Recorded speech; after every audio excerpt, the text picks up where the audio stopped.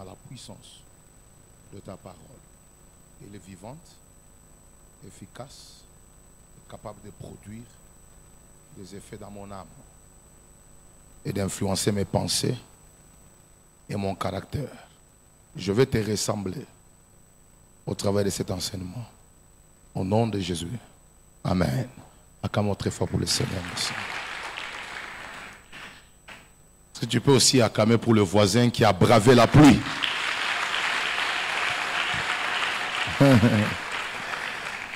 Merci. Alors, nous n'avons pas beaucoup de temps, donc je vais rapidement foncer dans l'enseignement du jour pour qu'on ait encore le temps de prier un peu à la fin.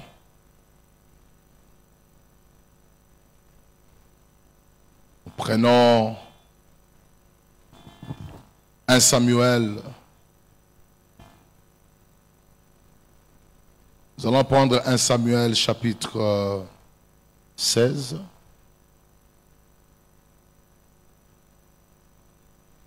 « 1 Samuel chapitre 16, on les lira à partir du verset 14 jusqu'au 23e.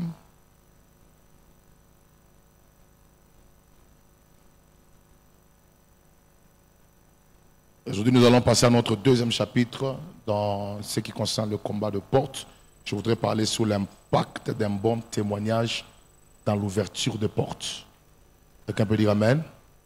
Est-ce que tu peux répéter pour moi l'impact d'un bon témoignage dans l'ouverture de portes?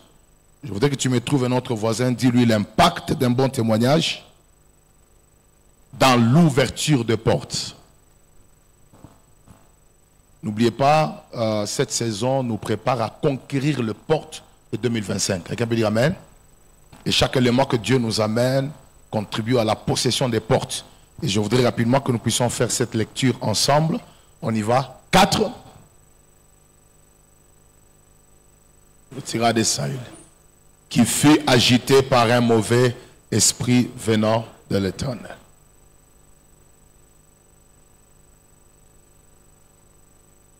Le serviteur de Saül lui dit, voici un mauvais esprit de Dieu t'agite.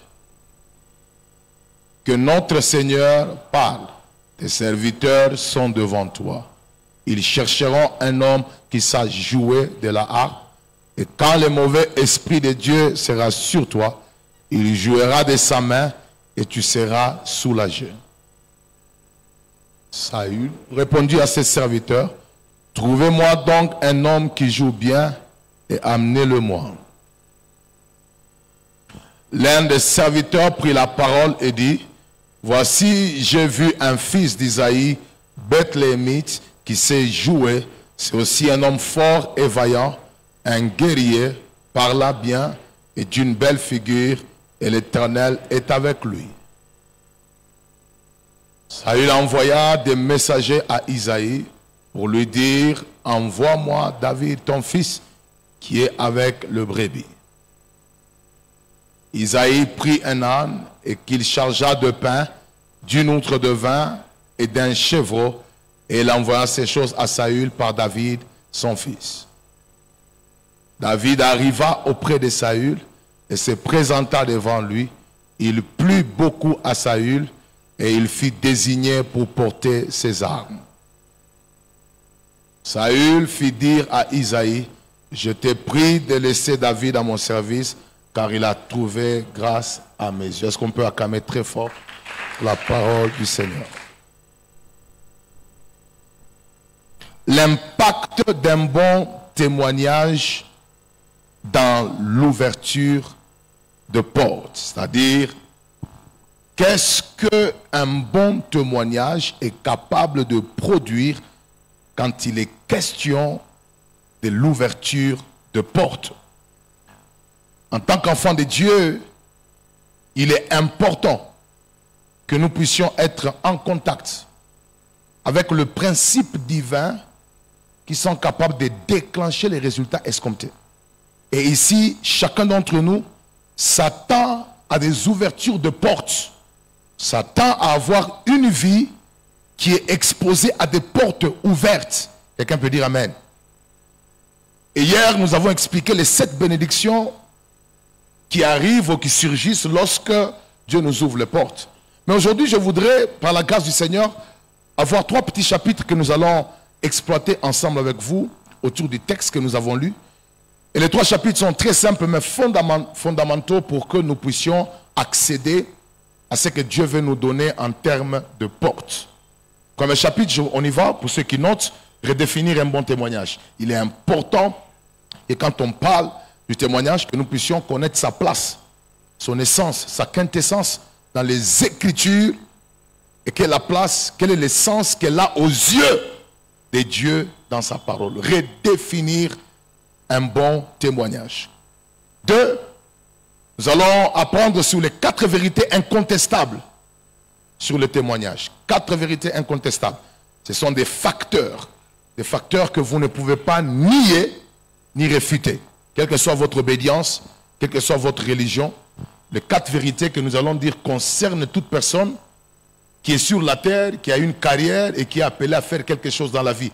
Même s'il n'est pas d'une obédience spirituelle ou pentecôtiste, mais ces éléments sont valables et très fondamentaux pour tout celui qui veut réussir et avoir une vie qui a des portes ouvertes. Et en dernière position, dans le 3e chapitre, on parlera maintenant de l'impact de mon témoignage. Voilà les 3 chapitres que je voudrais exploiter ce soir. Nous avons un texte connu, c'est le texte du roi Saül. Saül se détache de Dieu. Saül, troisièmement, le texte c'est 1 Samuel chapitre 16. Oui, 1 Samuel chapitre 16, à partir du verset 14 jusqu'au 23e. Donc, j'expliquais, Saül s'est séparé de Dieu, Saül a commencé à mal se comporter, l'Esprit de Dieu s'est retiré de lui. Je voudrais que vous puissiez savoir que chaque fois que quelque chose de Dieu se retire de vous, une autre chose mauvaise vient prendre de la place. Quand l'Esprit d'Éternel s'est retiré et que l'Esprit de Dieu est parti loin de lui, un autre esprit mauvais est venu. Et quelqu'un va discerner et dire, ah, mais roi, ce qui t'arrive là, tu es vraiment tourmenté, c'est difficile. Il nous faut trouver quelqu'un qui peut jouer à la harpe. Et quand il va jouer, tu seras soulagé. Est-ce comme ça qu'un homme va se tenir dans la cour royale, un serviteur du roi, va dire, je connais un homme. Quand il joue à la harpe, il y a des choses qui se passent. Cet homme-là est fort, il est vaillant, il est beau, l'Éternel est avec lui, c'est un guerrier. Est-ce comme ça qu'on va parler de David? Et David va se retrouver dans le palais royal, pas parce qu'il cherchait un travail dans la cour royale, pas parce qu'il avait appliqué son CV ou son curriculum vitae dans le palais royal, mais il y a eu un témoignage percutant au sujet de son nom qui lui a permis d'avoir accès au palais royal. Est-ce qu'on peut acclamer pour la parole du Seigneur?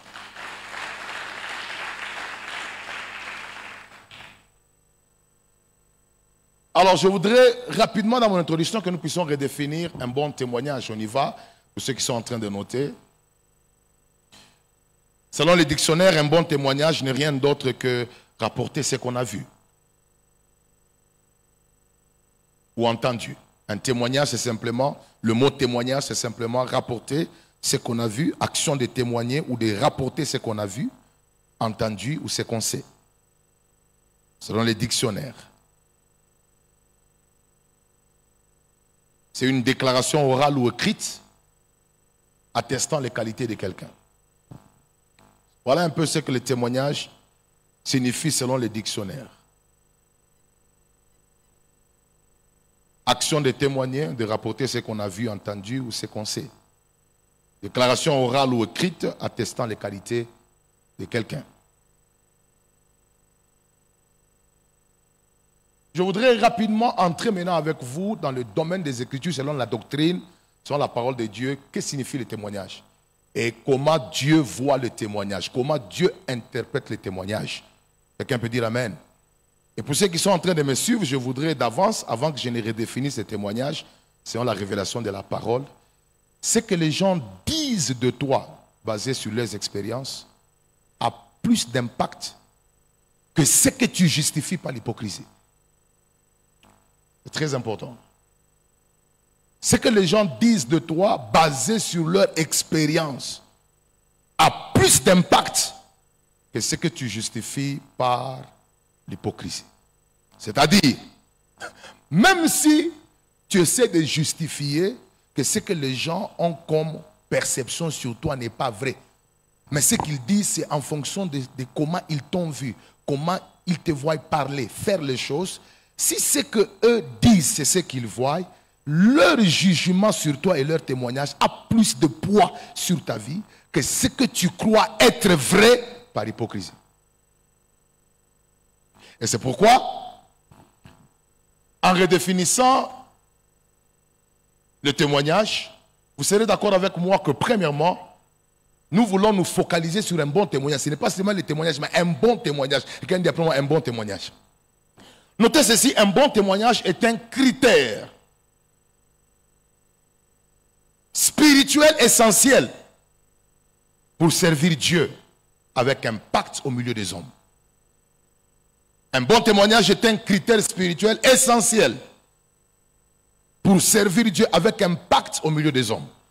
La raison pour laquelle il y a des gens qui n'ont pas l'impact, ce n'est pas parce qu'ils n'ont pas un grand don, mais c'est parce que le grand don est couronné d'un mauvais témoignage.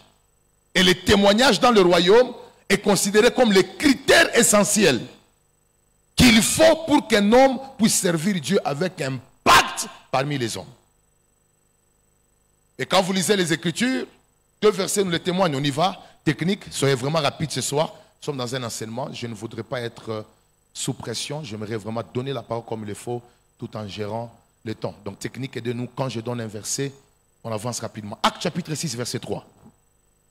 Dans l'église primitive, ce n'est pas comme dans nos églises aujourd'hui, mais l'église primitive, ils distribuaient la nourriture. Quelqu'un peut dire amen? Tu vois qu'un jour on commencera aussi à le faire. Distribuer la nourriture. C'est-à-dire que les gens venaient à l'église comme ça, il y a une partie où on distribue la nourriture, les gens mangent. Et à un certain moment, il y a eu les désordres. Il y a eu la division parce que certains devaient favoriser ceux qui sont de leur ethnie. Et ça crée le problème dans l'église primitive. Et maintenant, les apôtres avaient tendance à laisser la prière et la parole pour commencer aussi à servir aux tables. Maintenant, ils vont dire non, ça serait une distraction pour nous. Nous devons trouver quelques personnes qui seront chargées de faire ce travail. Maintenant, regardez les critères qu'on a donnés de ces personnes qui devaient travailler aux tables. C'est pourquoi, frères, choisissez parmi vous 7 hommes dès qu'ils ont fait quoi? L'on rend un bon témoignage. C'est comme qui dirait le témoignage qui est en première position est fondamental et essentiel avant de citer les autres critères. Il faudrait que la personne qui doit servir aux tables là puisse avoir un bon quoi? Un bon témoignage qui soit plein d'esprit. Donc quelqu'un qui est plein d'esprit, qui a la sagesse, qui connaît bien faire le travail, qui n'a pas un bon témoignage, a manqué le caractère essentiel qu'il faut pour que son ministère puisse avoir de l'impact. Bien aimé dans le Seigneur, je voudrais que vous puissiez savoir que la crise de notre génération n'est pas la crise des dons, n'est pas la crise d'onction. La crise de notre génération, c'est la crise des vrais modèles qui ont un bon témoignage. Le problème de notre génération, c'est qu'on a peu de repères d'un bon profil, d'un bon témoignage. Mais on a beaucoup de gens, ouais, on a beaucoup de gens pleins de grâce, pleins de d'onction, pleins d'ouverture. Mais quand vous regardez leur vie, le témoignage n'inspire pas. Et c'est pourquoi Dieu, en présentant la parole, il a fait en sorte que les critères de base soient d'abord un bon témoignage. Avant qu'on parle de la plénitude du Saint-Esprit.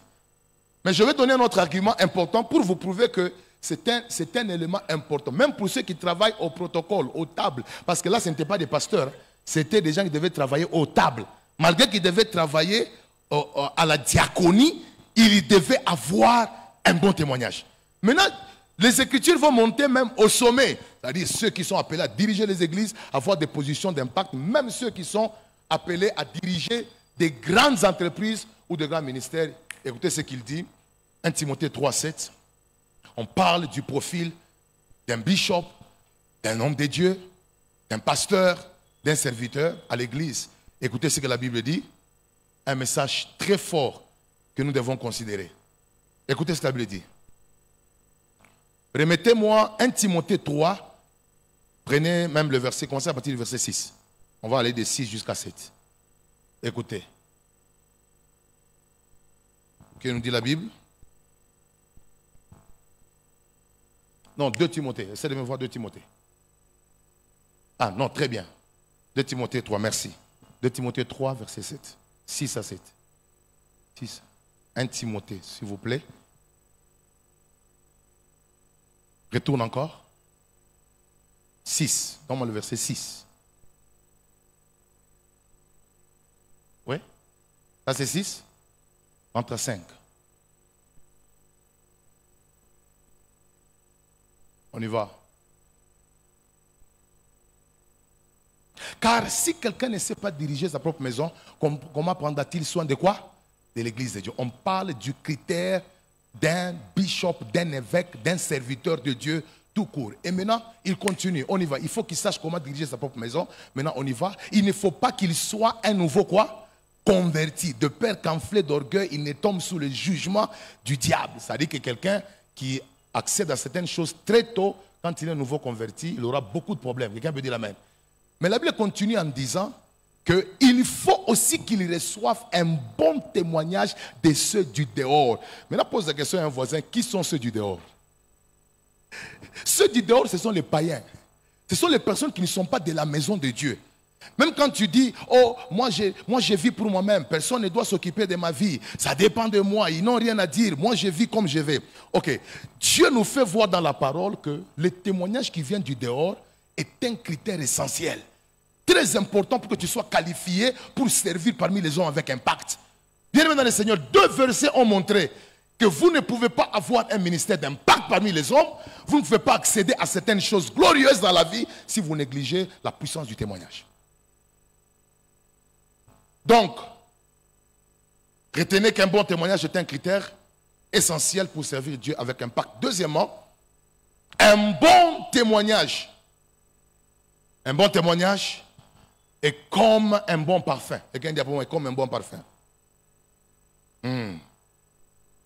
Est comme un bon parfum.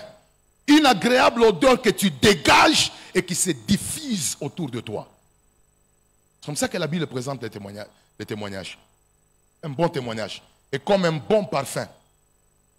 Une agréable odeur que tu dégages et que tu diffuses autour de toi. Je répète, un bon témoignage est comme un bon parfum. Vous savez, quand vous voulez comprendre les choses spirituelles, parfois Dieu doit nous donner, doit se référer à la nature. Quelqu'un peut dire amen?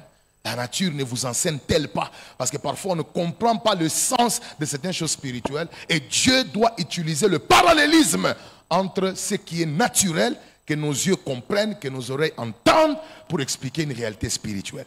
Et c'est pourquoi, quand on parle du témoignage dans les Écritures, on nous fait voir que le témoignage est comme un bon parfum.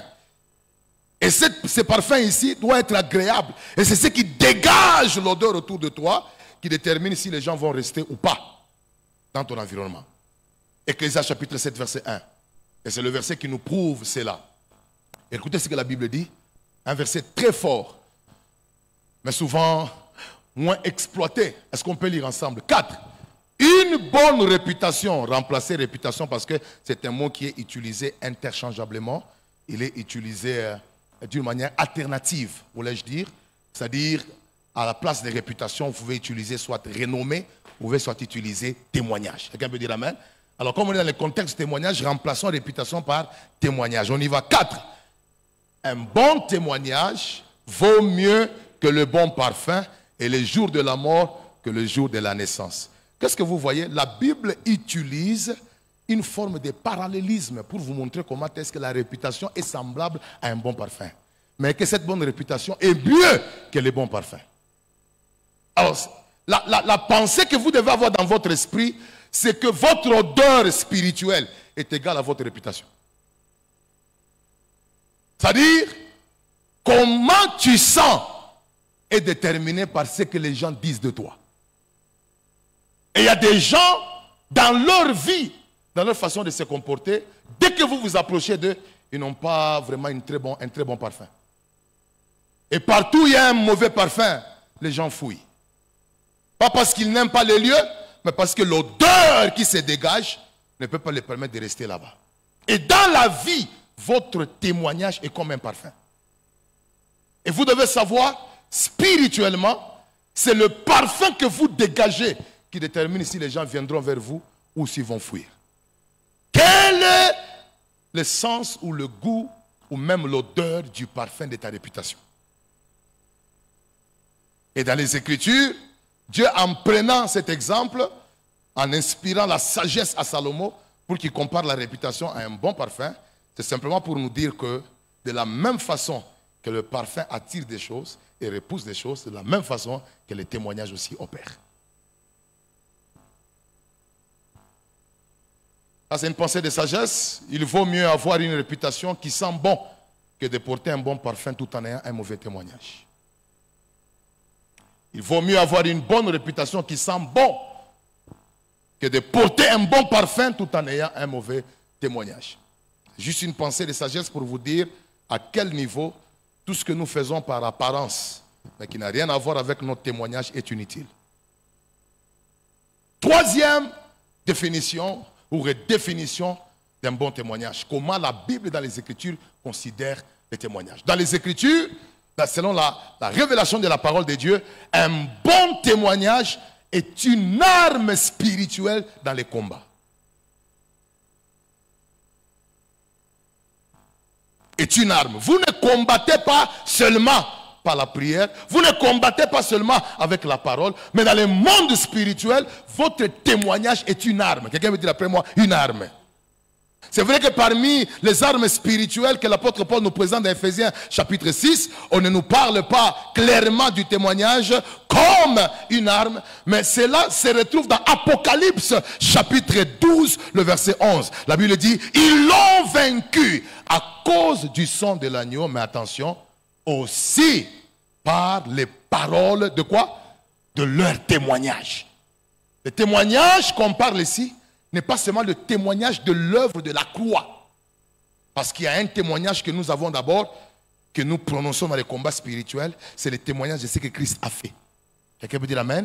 Ce que Christ a fait à la croix est un grand témoignage qui nous permet de vaincre l'ennemi dans les combats spirituels. Il a dépouillé les dominations, les autorités. Il les a vaincus, il a porté nos maladies. Quand nous prions contre les choses spirituelles, les batailles, nous utilisons les témoignages de la croix pour attaquer l'ennemi. Mais attention, au-delà du témoignage de la croix, il y a aussi votre témoignage de ce que vous vivez avec Dieu en conformité avec sa parole. Quelqu'un peut dire amen? Si ta vie vit ce que la parole de Dieu dit, c'est un témoignage. Et ce témoignage ici pèse dans les combats spirituels. Ils peuvent t'accuser que voilà, il a commis l'impudicité, il a fait ça, nous voulons le tuer. Mais quand tu sais que tu n'as pas fait ça, tu es supérieur. Tu déclares, Seigneur, dans l'esprit de sainteté et de victoire, je me tiens contre cet esprit. L'autorité, les témoignages que tu donnes par rapport à la qualité de ta vie est une arme dans les combats. Pose la question à un voisin, quelle est la qualité de ton témoignage? Et ceci est très important, Église. C'est une arme. Ils l'ont vaincu à cause de quoi? Du sang de l'agneau. Le diable, ils l'ont vaincu à cause du sang de l'agneau, à cause de la parole de leur quoi? De leur témoignage. Est-ce que savez-vous que si vous avez un bon témoignage, le bon témoignage peut aussi combattre pour vous? Oui. Un bon témoignage peut combattre pour toi là où il y a des méchants qui parlent mal de toi. Imagine-toi si il y a 30 personnes qui ont un bon témoignage sur toi devant 3 personnes qui font un mauvais témoignage. Les 30 vont écraser les 3. Pourquoi? Parce que c'est une arme qui peut nous justifier. Je prie que dans cette saison, parmi les armes spirituelles, qu'un bon témoignage s'ajoute aussi. Mais je vais aller plus loin. Un bon témoignage, bien aimé dans le Seigneur, n'est pas simplement une arme spirituelle. Mais un bon témoignage est une gloire et un vrai succès dans la vie. Yes. Je vais dire quelque chose de fort. Tout succès qui repose sur un mauvais témoignage est une autre forme d'échec. Tout homme qui a construit des maisons, qui a fait des exploits, mais il a un mauvais témoignage à cause de ses mauvaises actions, a échoué. Parce que ce qui fait la force du succès d'une vie, c'est aussi les témoignages. Et surtout, les témoignages qui viennent de ta propre conscience. Parce que parfois, l'hypocrisie peut te faire passer pour un sage et pour un homme qui a réussi. Mais il y a un témoin gênant de ton esprit qui est à l'intérieur de toi, c'est la conscience. qui te dira que tout ce que les gens disent ici, c'est faux. Toi, tu connais qui tu es, non? Et aussi longtemps que ce témoignage est contraire à ce qui se dit à l'extérieur, tu n'as pas la paix. Et c'est pourquoi vous verrez des gens au milieu des acclamations, ils sont mécontents. Mécontents de quoi? Parce qu'ils n'arrivent pas à convaincre leur conscience qu'il y a un autre témoignage contraire à ce qu'on dit à l'extérieur. Dans ton intérieur, il y a ta conscience qui te parle plus forte que les témoignages des hommes. Et c'est pourquoi vous ne pouvez pas prétendre réussir dans la vie si le témoignage de votre conscience est contraire à ce que les gens disent dehors. Toute vraie gloire repose sur un bon témoignage qui vient de la conscience. Et c'est pourquoi l'apôtre Paul a appelé ça comme une gloire, un sujet de gloire. 2 Corinthiens chapitre 1, verset 12. Vous savez, avant je ne comprenais pas ces versets, mais au fur et à mesure que j'étudie la parole de Dieu, je me suis rendu compte que ce qu'il disait ici était un grand mystère. Et je vais le lire ensemble avec l'église. On y va. 4. Car ce qui fait notre gloire, oh là là, et quelqu'un peut dire après moi, ce qui fait notre gloire. Vous serez étonnés de la suite du verset. On y va. 4. Ce qui fait notre gloire, c'est ce témoignage de notre conscience que nous nous sommes conduits dans le monde et surtout à votre égard avec sainteté et pureté devant Dieu. Non point avec une sagesse charnelle, mais avec la grâce de Dieu. Il dit, c'est ce qui fait notre gloire.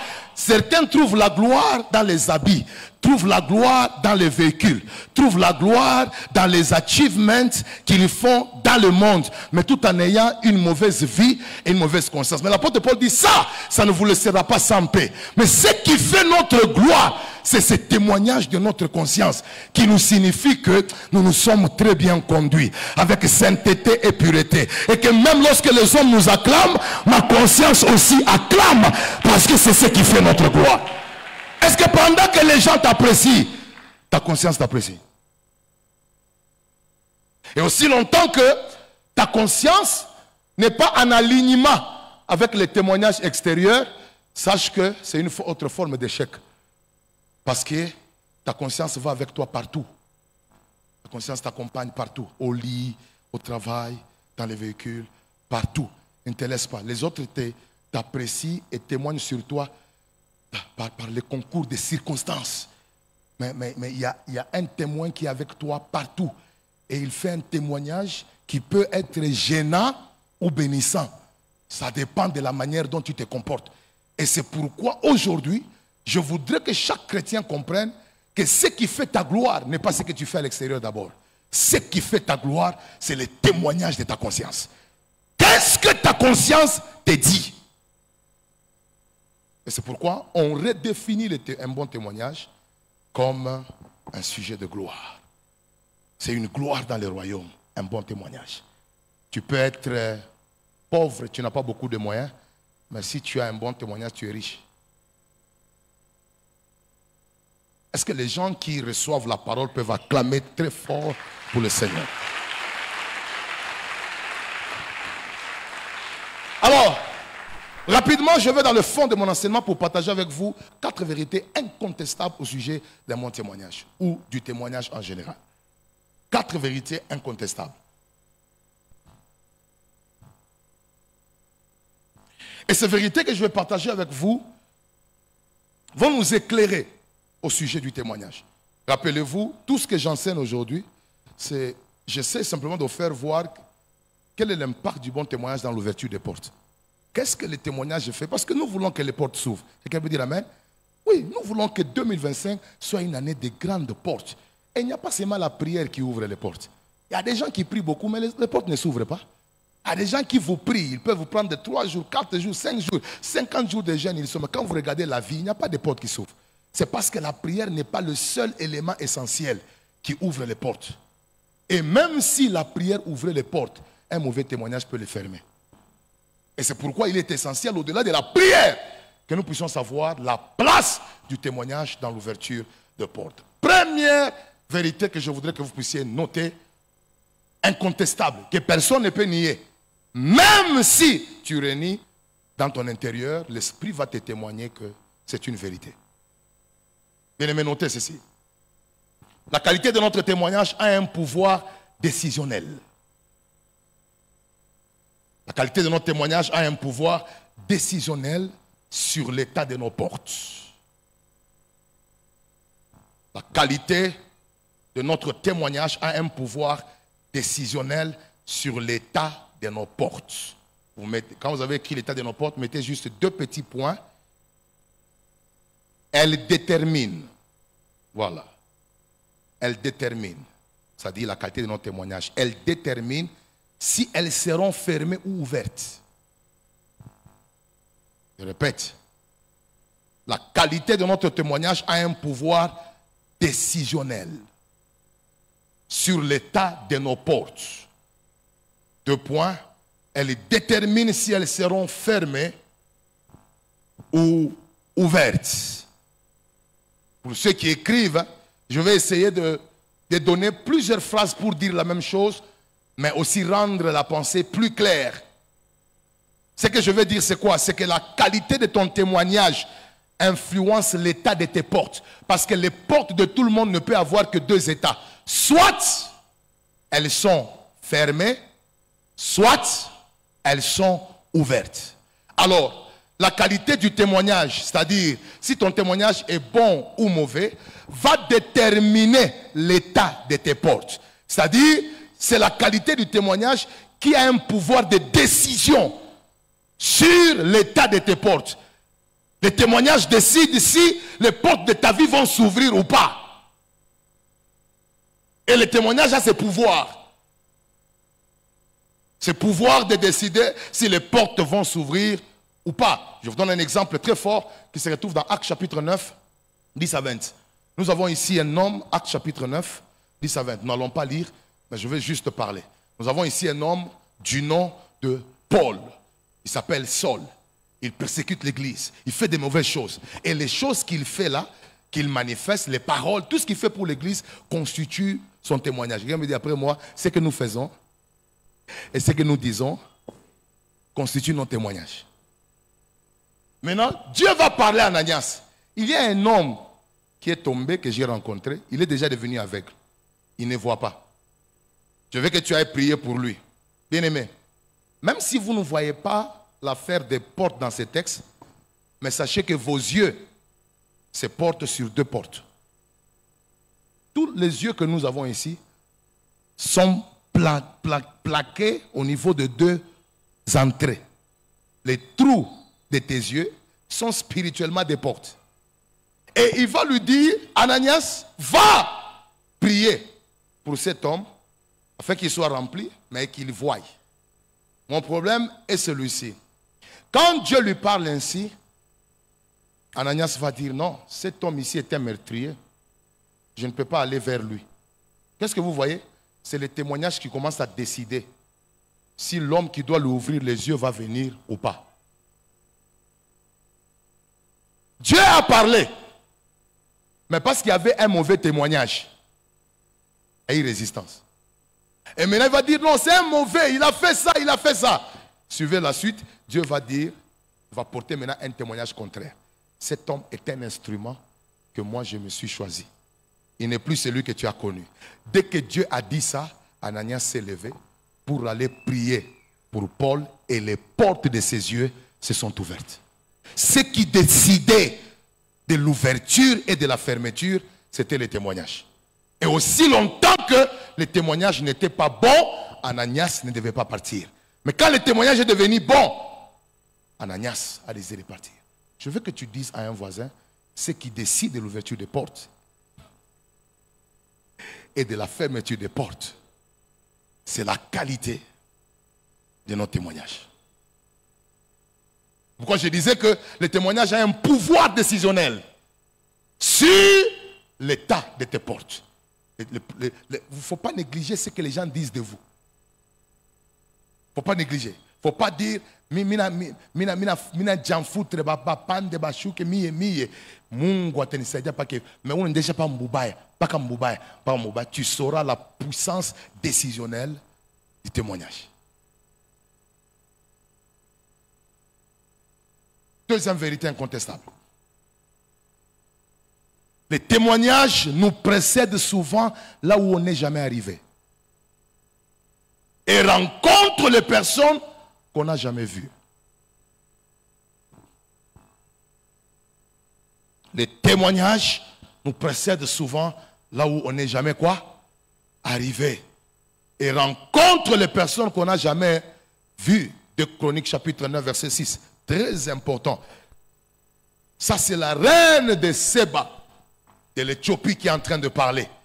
Je ne croyais pas à ce qu'on disait avant d'être venu et d'avoir vu de mes yeux. Elle parle d'un témoignage d'une renommée de Salomon qui a quitté Israël pour aller jusqu'en Éthiopie. Alors je tentais de faire des recherches aujourd'hui. Je voulais calculer la distance entre Israël où Salomon était à l'époque et puis Éthiopie où était la reine de Séba.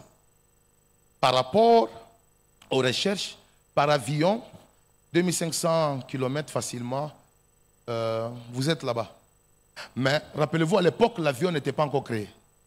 Donc la reine de Séba devait faire une marche à peu près de 3 à 4 mois pour arriver là où était Salomon. Maintenant, vous devez savoir une chose, Salomon n'est jamais arrivé en Éthiopie. Mais la renommée de son nom, la renommée de ce qu'il faisait et de ce qu'il disait, a voyagé pour atteindre une reine que lui n'avait jamais rencontrée. Ce que je vais vous dire, c'est quoi? Vous pouvez ne pas avoir un visa pour un pays, mais votre témoignage n'a pas besoin d'un visa. Votre témoignage a la capacité de voler et arriver dans des territoires où vous n'êtes jamais arrivé. Posez la question à David, dans notre texte de base de 1 Samuel chapitre 16, David n'est jamais entré dans la maison royale. Parce que pour entrer dans la maison royale, il y a beaucoup de protocoles. Tu dois être convoqué. C'est beaucoup de choses pour qu'on t'amène chez le roi.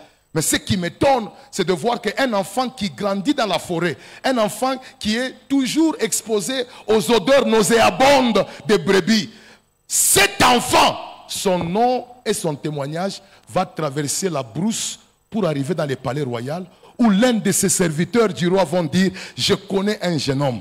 Cet homme-là, quand il joue à la harpe, Dieu est avec lui. Quelque chose se passe. » Vous remarquez qu'il n'a jamais été dans le palais royal, mais son témoignage a voyagé pour entrer là-bas. Je me dire à quelqu'un, tu n'as pas toujours besoin d'avoir une présence physique dans les lieux où tu veux accéder. Apprends à bien vivre. Tu permettras à ce que tu es par le témoignage de te précéder dans la maison de la gloire. Et je viens prier pour qu'à partir d'aujourd'hui, que tu n'arranges pas ton témoignage seulement parce que tu veux craindre Dieu, tu veux craindre les hommes, mais parce que tu veux aussi avoir des portes. Et si tu veux avoir des portes, rassure-toi que ton comportement est en bonne et due forme. Parce que c'est ce qui va voyager et arriver dans certains territoires avant toi. Bien aimé, il n'y a aucun endroit dans lequel nous sommes partis sans que nous puissions arriver là-bas par les témoignages avant. Tout endroit dans lequel tu entres, où on t'a convoqué, que ce soit pour un travail, que ce soit pour une chose, il y a toujours des gens qui ont parlé avant que tu n'arrives. C'est-à-dire que ton témoignage te précède toujours dans la vie. Que ce soit au boulot, même si on veut te donner la promotion, ils doivent t'avoir parlé à huis clos. Qu'est-ce que vous pensez de cet homme? Non, il est comme ça, il est comme ça. Et le jour où tu arrives, toi tu viens en retard parce que le témoignage t'avait déjà précédé. Je prie que Dieu vous donne la grâce d'être des bénéficiaires des témoignages qui ont précédé dans les lieux où on parle de vous maintenant. Et qu'avant qu'on ne termine cette année, qu'on vous appelle parce que le témoignage a précédé. Même pour que, sœur, tu es là, tu pries pour le mariage. Mungu, moi 21 jours, nous fungure comme mariage. Je voudrais que tu puisses savoir qu'avant Bakowe, témoignage à côté de mon belle famille. Batakusumburia. On a dit au mutoto, ah, tu as papa, moi, on a panda, on a chouka, mais tu es qui va dans Faganaï. Donne-moi un bon amen, je vais prêcher la parole. C'est que tu dois savoir que tout ce que tu fais maintenant, c'est un message qui va te précéder dans le lieu où tu dois entrer. Et si tu ne travailles pas sur la qualité de ta vie, tu auras des portes fermées. Après 21 jours, tu pries pour les portes, tu ne vois pas les portes, tu te dis pourquoi? C'est parce que ton témoignage a un problème. Est-ce que je peux prêcher la parole? Je voudrais dire à quelqu'un que les sons de ton témoignage retentissent plus fort que ta propre voix. Yeah, ça retentit très fort plus que ta propre voix. Toi, tu marches, mais ton témoignage vole. Dis à un voisin, moi je marche, mais mon témoignage vole. C'est pourquoi pendant qu'on est ici, il y a des gens qui te connaissent aux États-Unis. Tu n'as pas encore le visa américain. Tu n'as jamais eu même l'opportunité pour aller apply pour les visas. Mais déjà, il y a des maisons dans lesquelles aux États-Unis, on a parlé de toi. Qu'est-ce qui a voyagé avant toi? C'est ton témoignage. Toi, tu marches, mais ton témoignage vole.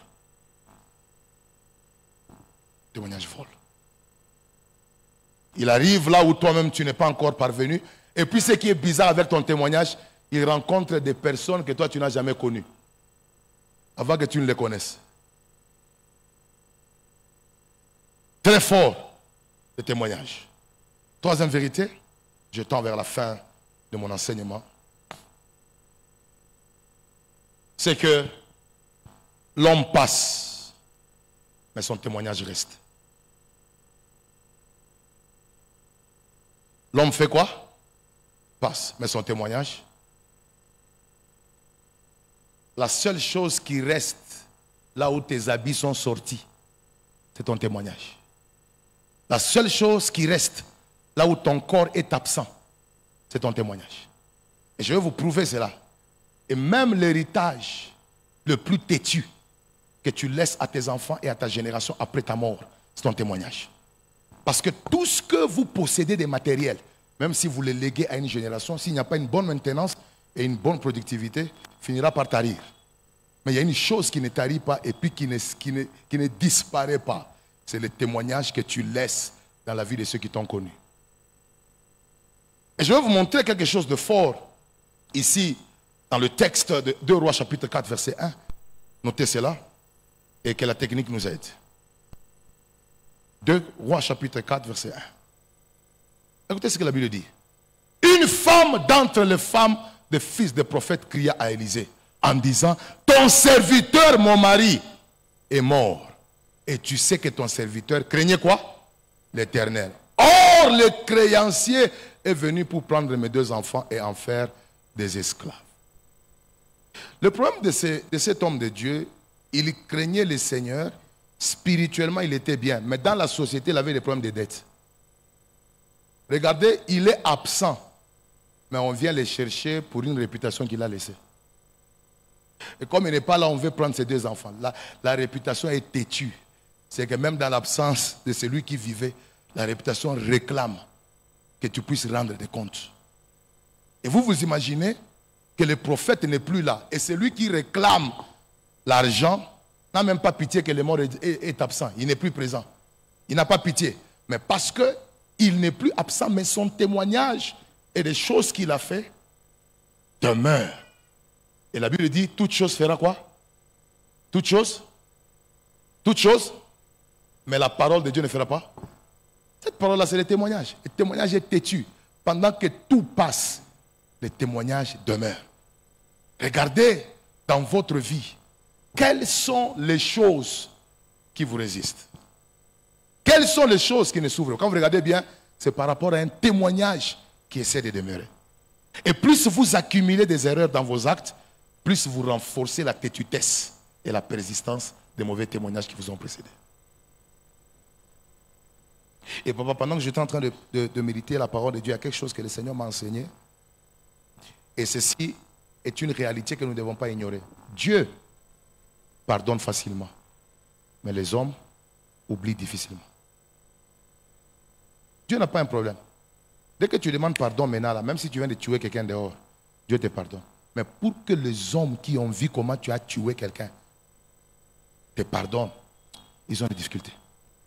Et ceci m'a amené à comprendre pourquoi Jésus avait rectifié l'acte charnel de Pierre qui avait coupé l'oreille d'un soldat. J'ai compris. Jésus connaissait l'impact de cet acte-là parce que dans quelques jours après la résurrection de Christ, le premier évangéliste qui doit amener 3000 âmes à Christ, c'est Pierre.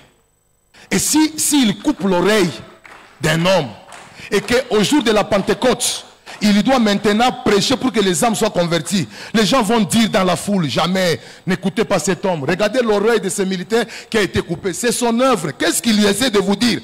Et l'évangile devait être bloqué, pas parce qu'il n'y a pas de puissance, mais parce que celui qui l'annonce n'a pas un bon témoignage. Bien dans le Seigneur, vous pouvez avoir un grand appel, vous pouvez avoir un grand avenir. Mais si vous avez un mauvais témoignage, vous pouvez voir les portes de la vie fermées. Pas parce que Dieu est le Dieu des autres, mais parce que tu n'as pas compris la valeur du témoignage.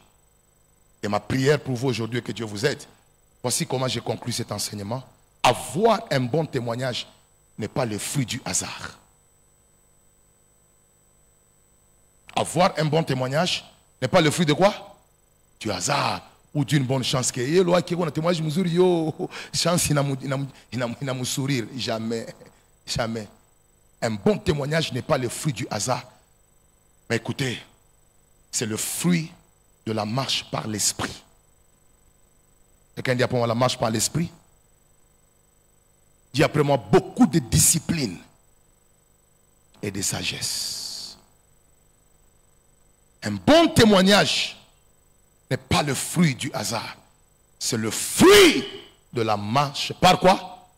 Par l'esprit. Beaucoup de discipline et beaucoup de sagesse. Bien-aimés, j'aimerais vous dire une chose. Galates chapitre 5, verset 16 dit: marchez par l'esprit et vous n'accomplirez pas les désirs de quoi? De la chair. Or, quels sont les fruits de l'esprit? C'est quoi? L'amour, la patience, la bonté, la bénignité, la douceur, la maîtrise de soi. Quelqu'un peut dire amen? Si vous marchez par l'esprit, vous devez produire ces fruits. Vous devez prier pour que Dieu influence votre caractère avec le fruit de l'esprit. L'amour, la patience, la bonté, la bénignité, la douceur, la maîtrise de soi. Ces choses doivent vous caractériser. Et quand vous le produisez dans la vie, ça constitue votre témoignage. Mais si toi tu es tenté, tu n'as pas de maîtrise de soi, tu cèdes à toute tentation, ça va constituer un mauvais témoignage. Vous ne pouvez pas voir un bon témoignage par chance ou par hasard. C'est un travail de la marche par l'esprit. Mais au-delà de tout, c'est aussi une vie de discipline. Tu connais tes faiblesses, tu dois mettre des disciplines. Tu dois mettre des garde-fous autour de toi.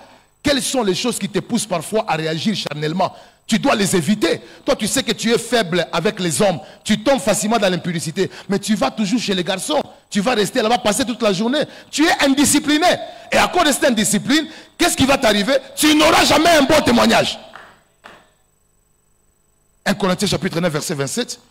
L'apôtre Paul dit quoi? Il dit, je traite durement mon corps et je le tiens quoi? Assujetti. De peur qu'après avoir prêché aux autres, que je ne sois même quoi? Rejeté. C'est-à-dire qu'il faut de la discipline sur ton propre corps. Toi, tu sais que quand on va kuambia mambo, unashiaka muribu. Ikuna tenka juu ile mambo ifanini itoke. Éviter kushikia mambo.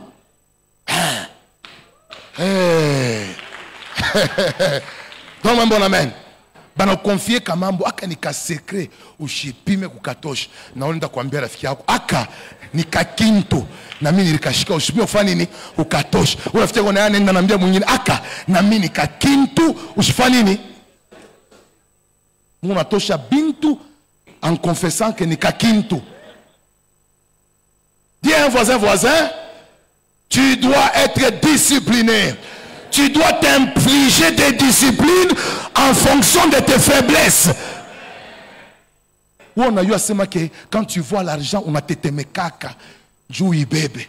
Katala ku ibeba. Ba jukabure makuta, on a se marqué, hi, Mr. Fanini, j'te ibeba. Toi, tu sais que quand tu as l'argent, tu peux escroquer facilement.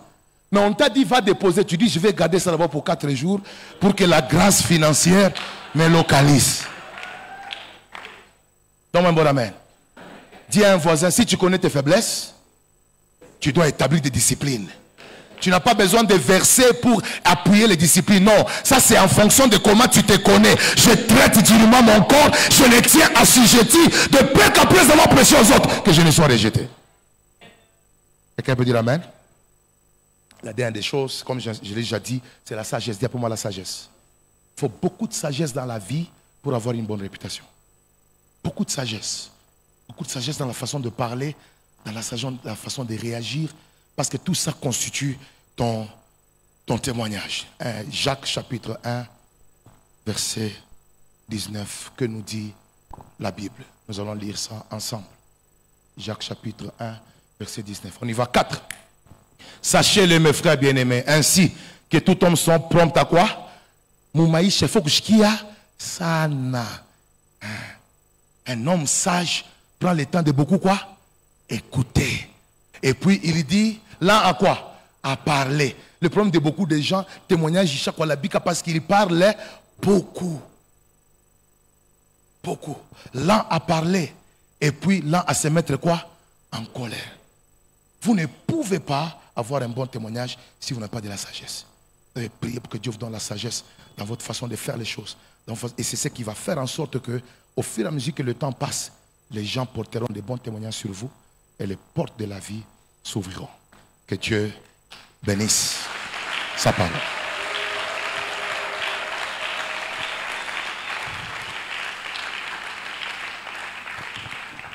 Juste pendant quelques minutes, je veux que tout celui qui a reconnu que ce message lui appartient. Nous avons les yeux fermés et que tu as senti comme si c'est une interpellation et que tu as besoin de répondre à ces messages. Je te prie de me rejoindre ici devant pour la prière. À partir de n'importe quel endroit, tu peux avancer devant. Tu as senti que Dieu t'a parlé. Et qu'à partir d'aujourd'hui, tu veux commencer à travailler sur ton témoignage. Tu veux commencer à travailler sur ta vie. Et nous, je veux aussi prier avec toutes les personnes qui ont besoin de la sagesse. La sagesse dans leur façon de faire les choses. De parler, d'agir. Tu as besoin que Dieu t'aide. Que ce message ne soit pas juste quelque chose qui nous met en effervescence. Qui nous met juste dans la joie. C'était bon, c'était waouh. Non. Mais que ça soit une vie qui va couler en toi. Je vous invite à me rejoindre ici devant. Ce que les gens disent de nous doit aussi nous préoccuper. Jésus l'a demandé, que dites-vous que je suis? Parce qu'il voulait connaître qu'est-ce que les gens pensent de lui. Bien-aimés, est-ce que vous vous rendez compte que si on est allé chercher David, c'est parce qu'il y avait un bon témoignage sur lui. Ce qui fait de vous un recherché, ce n'est pas toujours la prière, c'est le bon témoignage. La porte de la royauté s'est ouverte à lui, pas parce qu'il a fait 21 jours de prière, mais parce qu'un homme avait donné un bon témoignage sur lui. J'aimerais aussi prier avec toutes les personnes qui sentent que leur témoignage n'est pas bon. Et tu as besoin de la grâce de Dieu pour qu'à partir d'aujourd'hui, que Dieu commence à restaurer ton témoignage. Si tu es là, avance ici devant. Mais vous n'avez pas l'idée de la puissance décisionnelle du témoignage. Il est terrible, le témoignage.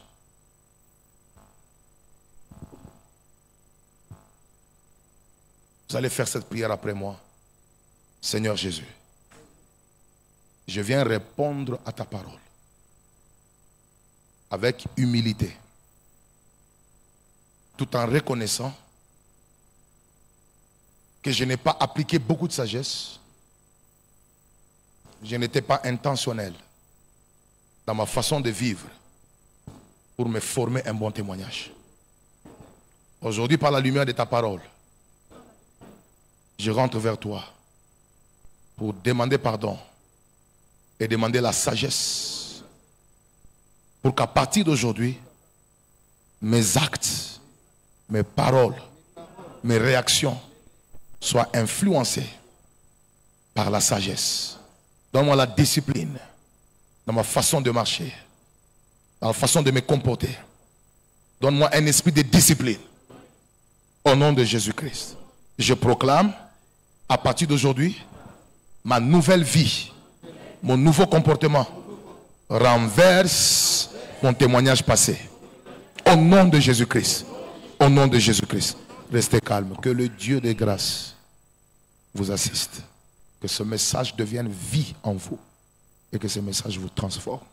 Au nom de Jésus-Christ. Amen. Acclamez-vous pour le Seigneur. Nous sommes debout, Église. Chacun de nous va prier pour la sagesse. Quelqu'un peut dire amen? La sagesse. Dans les parler, dans les actes, dans les réactions. Parce que c'est ce qui forme le témoignage. Et tu vas dire à Dieu, Seigneur, que le bon témoignage que tu m'as donné m'ouvre aussi les portes là où les portes sont fermées. Est-ce que tu peux commencer à prier au nom de Jésus?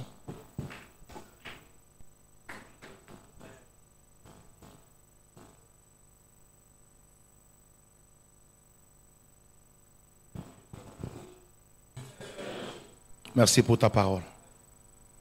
Apprends-moi à marcher par l'esprit pour produire le fruit de l'esprit. Remplis-moi. Influence mon caractère. Influence mes attitudes. Influence mes paroles. J'aimerais parler, agir et vivre sous l'influence de ta présence. Je prie pour qu'en dater de ce soir, que ma vie soit le reflet de fruits du Saint-Esprit. L'amour, la patience, la bonté, la douceur, la maîtrise, la patience, la bonté, la douceur, la maîtrise de soi, la fidélité. Que ces choses constituent mon témoignage. Rends-moi discipliné face à mes faiblesses. Donne-moi la capacité d'être discipliné. Accorde-moi de la sagesse. Car il est écrit que celui qui manque de la sagesse, qu'il la demande à Dieu. Et il est écrit, lorsque vous avez demandé, croyez que vous avez reçu.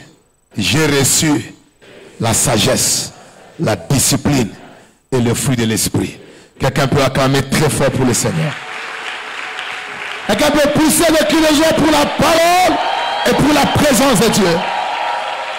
Après cette réunion, que ton témoignage ouvre les portes de ta destinée. Qu'il y ait des gens qui vont parler en bien pour toi. Quelqu'un peut dire Amen? Merci, nous allons préparer notre sémence et le donner au Seigneur. Père, je prie pour que tu bénisses ces enfants. Que cette parole qu'ils sont en train de s'aimer fasse en sorte qu'un bon témoignage lié à leur vie ouvre les portes.